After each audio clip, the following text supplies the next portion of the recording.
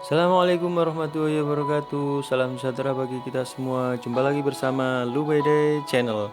Masih tetap di saluran video-video tentang pendidikan.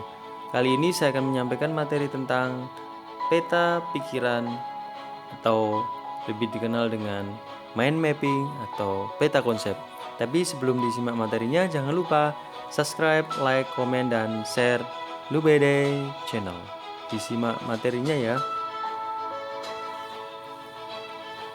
Peta pikiran atau mind mapping atau peta konsep mempunyai tujuan yakni dapat memahami pentingnya peta pikiran serta dapat membuat suatu peta pikiran untuk meningkatkan prestasi belajar. Persepsi tentang mind mapping atau peta pikiran berbicara mengenai pembelajaran yang baik tentu tidak lepas dari metode yang baik pula. Proses pembelajaran yang semakin menumpuk juga merupakan momok yang menghantui para siswa dan pengajar itu sendiri, di mana siswa dituntut untuk belajar tuntas. Demikian juga guru harus bisa menuntaskan pembelajaran. Mind mapping atau dikenal juga peta pikiran atau peta konsep adalah tools yang terstruktur dan efektif untuk membantu siswa dan guru mengerjakan proses pengajaran dengan lebih baik. Karena mind mapping menstimulasi otak kiri dan otak kanan secara sinergis. Pengertian mind mapping.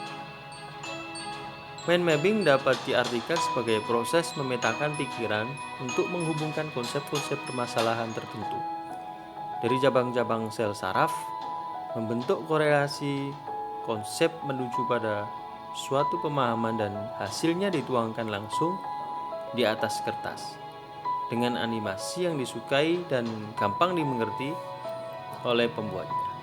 Sehingga tulisan yang dihasilkan merupakan gambaran langsung dari cara kerja koneksi-koneksi di dalam otak.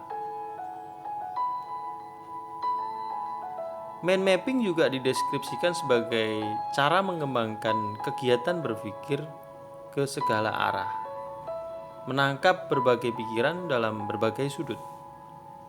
Mind mapping mengembangkan cara berpikir divergen dan berpikir kreatif.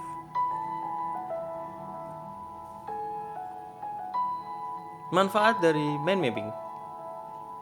Mind mapping akan sangat bermanfaat dalam pembelajaran, terutama dalam keterampilan mencatat dan mengingat. Yakni yang pertama adalah membantu dengan kemampuan otak untuk berkonsentrasi. Yang kedua, memungkinkan esensi materi menjadi jelas. Yang ketiga, secara visual relatif lebih jelas urutan dan informasinya. Yang keempat, membuat sambungan antara ide-ide mudah untuk dilihat. Yang kelima, meningkatkan daya ingat menjadi long term memory. Yang keenam, meningkatkan keyakinan kita dalam kemampuan kita untuk belajar.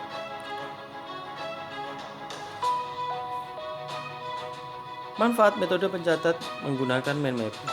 Yang pertama, tema utama terdefinisi secara sangat jelas karena dinyatakan di tengah.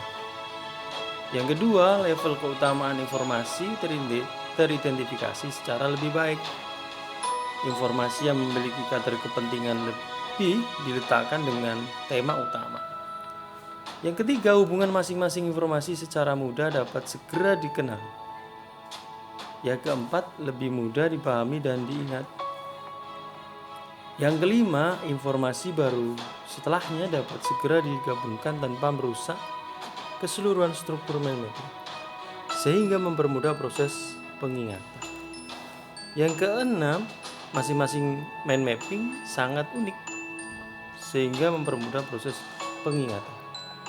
Yang ketujuh, mempercepat proses pencatatan karena hanya menggunakan kata kunci. Manfaat mind mapping.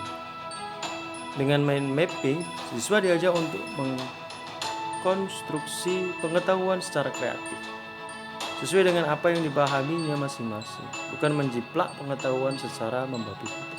Yang pertama, siswa dapat memetakan apa yang didiskusikan bersama teman-temannya. Yang kedua, siswa dapat memetakan tentang proses dan hasil observasi yang dilakukannya. Yang ketiga, siswa dapat memetakan tentang apa yang dibacanya. Yang keempat, siswa dapat memetakan tentang apa yang didengarnya. Yang kelima, siswa dapat memetakan tentang apa yang harus dipresentasikannya di kelas. Dan yang terakhir, manfaat mind mapping yang keenam, yakni siswa dapat memetakan aneka aktivitas belajar lainnya, baik yang berkenaan dengan perencanaan, pelaksanaan, maupun hasil belajarnya. Cara menyusun mind mapping. Yang pertama, di tengah kertas, buatlah lingkaran dari gagasan utama. Yang kedua, tambahkan cabang dari pusatnya untuk tiap-tiap poin kunci. Gunakan pulpen warna-warni. Yang ketiga, tulislah kata kunci pada tiap-tiap cabang. Kembangkan untuk menambahkan detail. Yang keempat, tambahkan simbol dari ilustrasi. Dan yang terakhir, kelima, gunakan huruf-huruf kapital. Terima kasih telah menyimak materi tentang peta pikiran atau mind mapping, atau disebut juga peta konsep. Jangan lupa subscribe, like, komen, dan share Lubayday channel. Terima kasih. Tunggu materi-materi berikutnya ya. Sampai jumpa. Dadah.